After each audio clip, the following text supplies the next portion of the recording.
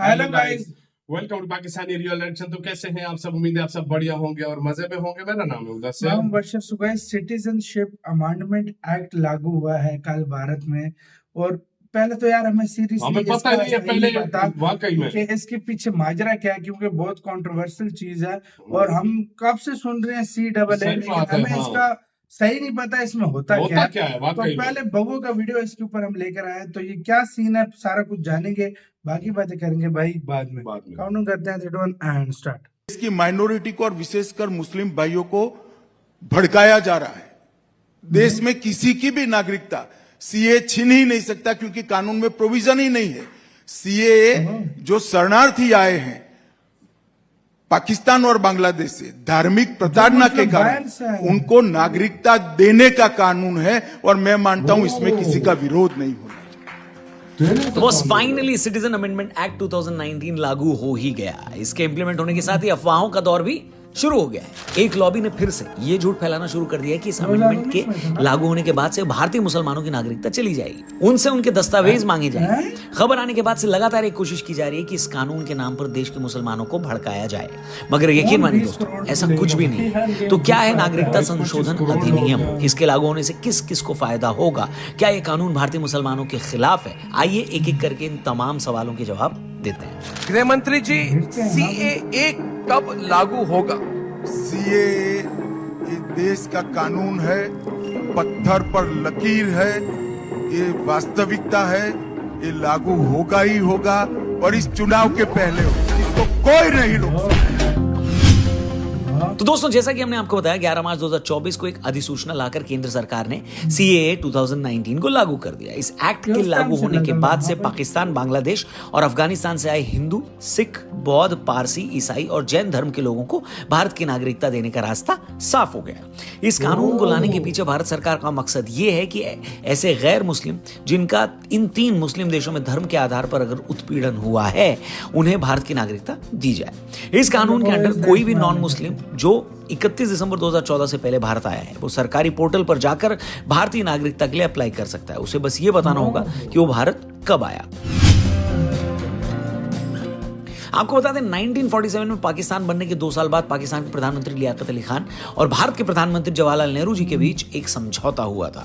इस समझौते में दोनों देशों ने इस बात का आश्वासन दिया था कि वो अपने देश में रह रही माइनॉरिटीज को पूरी सुरक्षा देंगे। मगर इतने सालों में पाकिस्तान और बाद में उससे निकलकर बने बांग्लादेश में हिंदू, सिखों और बाकी माइनॉरिटीज की क्या हालत हुई, ये किसी से छिपी नहीं है। पाकिस्तान में हिंदुओं की हालत का तो इसी से अंदाजा लगाइए कि पाकिस्तान के पहले कानून मंत्री एक दलित हिंदू जोगेंद्र नाथ मंडल थे, मगर पाकिस्तान में अपने साथ हुए बुरे सलूक के चलते वो 1950 में वापस भारत आ गए और बाकी जिंदगी बंगाल में गुमनामी की जिंदगी बिताने को मजबूर हो गए। भारत में बहुत सारे लोगों का मानना था कि पाकिस्तान ने नेहरू लियाकत समझौते के तहत अपनी माइनॉरिटीज को सिक्योरिटी नहीं दी थी, इसलिए ये भारत का फर्ज है कि वो इन देशों में रहने वाले हिंदू, सिखों और बाकी अल्पसंख्यकों को सुरक्षा दे। अब आता है सबसे बड़ा सवाल या ऐसा मुद्दा जिसे लेकर लगातार अफवाहें फैलाई जा रही हैं। कुछ लोग लगातार ये झूठ फैला रहे हैं कि ये कानून भारतीय मुसलमानों के खिलाफ है। इससे पहले कि हम उस झूठ की पोल खोलें, आपको ये बता दें कि बहुत सारे लोगों ने वैसे प्रेडिक्ट कर लिया था कि केंद्र सरकार चुनावों से पहले CAA को लेकर नोटिफिकेशन ले ही आएगी, और ऐसा हुआ भी।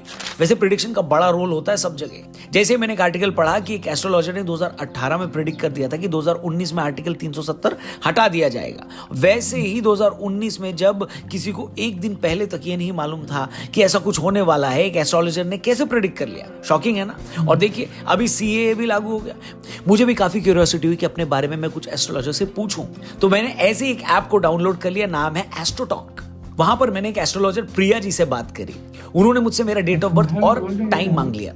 जैसे मैंने उन्हें वो दोनों चीजें शेयर करी, उन्होंने मुझसे कहा कि क्या आप मीडिया या सोशल मीडिया से रिलेटेड एंटरटेनमेंट फील्ड में कोई काम करते हो?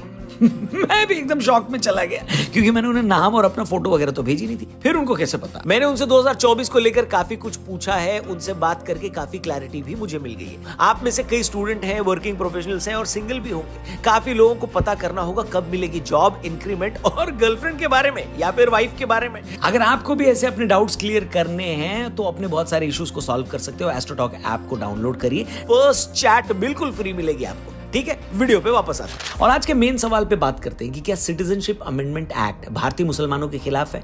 तो इस बारे में साफ कर दें कि इस कानून का भारत के मुसलमानों से कोई लेना देना नहीं है। सरकार ने भी क्लियर किया कि सीए नागरिकता देने का कानून है, न कि छीनने का, और इसका भारत के नागरिकों से कोई लेना देना नहीं है। कुछ लोग ये बोलकर इस कानून को भेदभाव वाला बता रहे हैं कि इस कानून में पाकिस्तान, बांग्लादेश और अफगानिस्तान से आने वाले सभी धर्मों के लोगों को शामिल किया गया, मगर मुसलमानों को नहीं। अरे भाई, अगर इस बात की शिकायत है तो उसे भी क्लियर कर देते हैं, और इसे समझना कोई रॉकेट साइंस नहीं है, बड़ी सिंपल सी बात है। पाकिस्तान, अफगानिस्तान और बांग्लादेश ये तीनों ही मुस्लिम देश है। अब इन देशों में अगर माइनॉरिटीज के साथ अत्याचार होता है, वो माइनॉरिटीज जो देश के बंटवारे से पहले भारत का ही हिस्सा थी, तो क्या भारत का यह फर्ज बनता है कि वो इन लोगों को प्रोटेक्ट करे? अब ऐसा तो नहीं हो सकता ना कि इन तीनों मुस्लिम देशों में रहने वाले मुसलमानों के साथ मुसलमान होने की वजह से अत्याचार किया जा रहा हो, ऐसा तो है नहीं। कुछ लोग ये भी आर्गुमेंट देते हैं कि मगर इन देशों में शिया और अहमदिया मुसलमानों का टॉर्चर किया जाता है, तो भाई शिया और अहमदिया तो मुसलमानों का एक सेक्शन है, और सीएए धार्मिक अल्पसंख्यकों के लिए, किसी मजहब के अंदर पीड़ित लोगों के लिए नहीं। लोग ये भी तर्क देते हैं कि भाई 47 में जब पाकिस्तान धर्म के आधार पर पहले ही भारत से अलग हो चुका है, तो फिर 71 में उससे अलग होकर बांग्लादेश भी बन गया, जो अगेन मुस्लिम कंट्री है। जब पहले ही मजहब के नाम पर भारत से 2 देश निकल चुके हैं, तो अब इन देशों के भी मुसलमानों को भारत में अगर सिटीजनशिप दी जाएगी, तो फिर भारत ने अपना बंटवारा सहा ही क्यों, बताइए। मतलब वो उनका है देश, तो उधर दिखाएंगे। एक सवाल ये भी पूछा जा रहा है कि क्या पहली बार इस तरह का कानून आ रहा है, तो बता दूं नहीं, इससे पहले 2 बार ऐसे कानून आ चुके हैं। आपको बता दें, इस तरह का पहला कानून 1950 में तब आया था जब नेहरू जी देश के प्रधानमंत्री थे और डॉक्टर अंबेडकर देश के कानून मंत्री थे।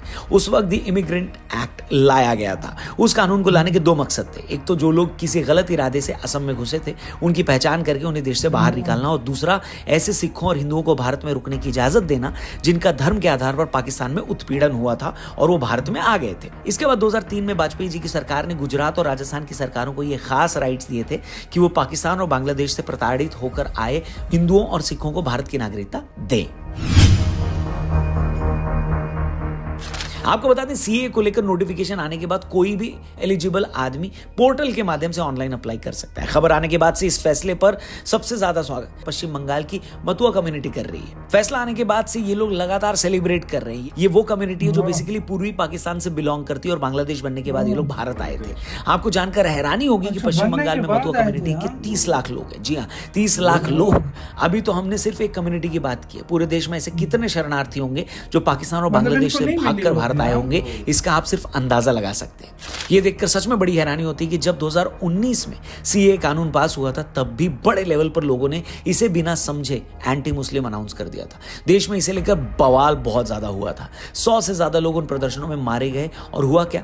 हुआ ये कि इसका सबसे ज्यादा नुकसान उन नॉन मुस्लिम्स को हुआ जो इतने सालों से भारत की नागरिकता का वेट कर रहे थे। दोस्तों, हमें समझना होगा कि दुनिया में बहुत सारे रिलीजन्स कई देशों में फैले हुए हैं। उन धर्मों के लोग उन देशों में रह रहे हैं, मगर हिंदू हो, सिख हो, जैन हो या पारसी हो, ये वो लोग हैं जिनका असल घर भारत है। अगर पाकिस्तान या बांग्लादेश में हिंदू बच्चियों के साथ लगातार जुल्म हो रहे हैं, आए दिन उन्हें कन्वर्ट किया जा रहा है, और ये लोग सोशल मीडिया पर भारत से खुद को बचाने की अपील कर रहे हैं, तो क्या हम चुपचाप ये सब देखते रहें?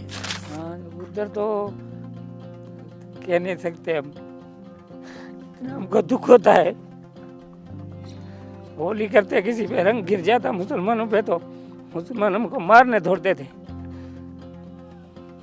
आज हम विश्व गुरु बनने का ख्वाब देख रहे हैं। दुनिया में हमारा रसूख भी बढ़ा है, मगर ऐसे रसूख का, ऐसी ताकत का क्या फायदा जब हम अपने ही मूल निवासियों को न बचा पाए, उन्हें शरण न दे पाए। हैरानी इसलिए भी है कि सीए के जरिए हिंदुओं और सिखों को भारत में लाने का इनडायरेक्ट विरोध वो लोग कर रहे हैं जिन्होंने न जाने कितने लाख रोहिंग्याओं को गैर कानूनी तरीके से भारत में बसा दिया है। वो रोहिंग्यास जिनका न जाने कितने अपराधों में नाम सामने आया है। इसलिए जो भी लोग सीए का विरोध कर रहे हैं या कर रहे थे, उन्हें ये बात अच्छे से समझ लेनी चाहिए कि किसी अफवाह के बहकावे में आकर वो उन लोगों पर जुल्म न करें जिनके लिए भारत ही एकमात्र सहारा है। अगर हम भी इन लोगों को पनाह नहीं देंगे, तो उन लाखों बच्चियों का, नौजवानों का वही हश्र होगा जो आज तक इन देशों में होता आया है। इसी के साथ तो यार वीडियो खत्म। तो यार ये था सीन यार, अभी हमें समझ जाइए मतलब ये सिस्टम क्या है? जो इंडिया में मुस्लिम्स हैं 22-25 करोड़ जितने भी, उनके लिए नहीं है, उनसे कोई नेशनलिटी वगैरह नहीं ली जाएगी। उनकी नेशनलिटी पर यह होगा कि वो जो मिनोरिटीज दूसरी कंट्री से आएंगी ना, मतलब पाकिस्तान जो नेबरिंग कंट्रीज है भारत की, वहां से जो मिनोरिटीज आएंगी ना भाई, उनको जो मिनॉरिटीज हैं उनको दिया जाएगा, क्योंकि ये कंट्रीज मेजोरिटी मुस्लिम देश है, क्योंकि तो जाहिर बात है मुस्लिम देश है, तो वो फिर कि भारत में वो क्योंकि भारत मैंने जब सुना था ना 2019 में बहुत जो है ना इस तरह दंगे हो गए थे कि हाँ, मतलब हाँ। ये मुसलमानों के खिलाफ है। हाँ। अभी भी वो असदुद्दीन अवैसी और काफी सारे लोग कह रहे हैं कि ये मुसलमानों के खिलाफ लेकिन है। यार मुझे लेकिन मुझे इस चीज का नहीं पता था। देखो एक्सप्लेन, हमें नहीं पता था ये किस अभी चीज के हमें लिए। पता प्रॉपर अब फर्ज करो सीमा हैदर गई है इंडिया, हाँ। वो अब हिंदू हो गई है, ठीक है, हाँ। तो उसको सिटीजनशिप मिल जाएगी। हाँ, मिल ये जाएगी, सिस्टम है, बिल्कुल। या जो बांग्लादेश या हाँ। पाकिस्तान या जो दूसरी सालों कंट्री से से रह जाता रहे है हैं, तो तो उनको भी मतलब शायद उनको मिल जाए। जो सिटीजनशिप मिल सिख ईसाई जाएगी। जिनका हाँ, जाहिर बात है हाँ। मिनॉरिटीज थी उन देशों में, तो तो उनको उन्होंने बोला, सिटीजनशिप मिलेगी। तो भारत सरकार बोल रही है कि जब वो मेजोरिटी जब उधर मुस्लिम्स हैं हाँ। तो उधर ही रहे, तो फिर उनका मतलब देश जो है, मुस्लिम इंडिया देश के है। मुस्लिम्स हैं उनको हाँ। कोई निकाला शिकाला नहीं नहीं, होगा, ये उनको तो मतलब ये कुछ बातें उनको उनसे तो मतलब ताल्लुक ही है इसका। इनकी बातें हैं, ये सिर्फ कुछ लोगों अफवाहें की जो अफवाहें हैं। आप आज हमें पता चला कहना यार। है अपने कमेंट सेक्शन में दे, हमने बहुत ज्यादा खैर रखना यार।